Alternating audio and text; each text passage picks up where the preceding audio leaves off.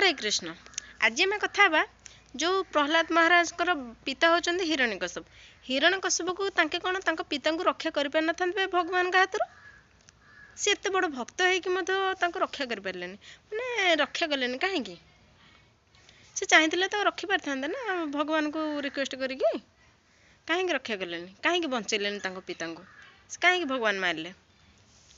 से जानिचंती जे भगवान हाथ रे जी मरिचंदी से मुक्ति लाभ करेंगे। तेणु पिता को बंचेगी सी तो असुर, सी तो जार स्वभाव कथार अच्छी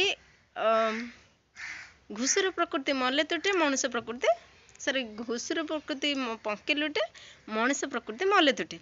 तेणु तार प्रकृति जहाँ सी भगवान को विरोधी, तेणु सी मरवा पर भी तांकर प्रकृति जीवनी। तो सी जानते जेहेतु तांकर पाप कर्मर फल माने एते भारी हबाकू जाउची, तेणु जदि भगवान का हाथ मरवा तो समस्ते तो निश्चय दिने ना दिने मरबे।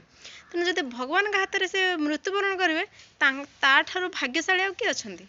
सेथिपई से तांको पिता को रक्षा करने भगवान को कहि नथिले, नचेत भगवान को भगवान को ठारु जहाँ से चाहि थांते ताहा पाई जाई थांते। वीडियो भल लागुथिले गोटे गोटे लाइक कर दियंतु यार। हरे कृष्ण।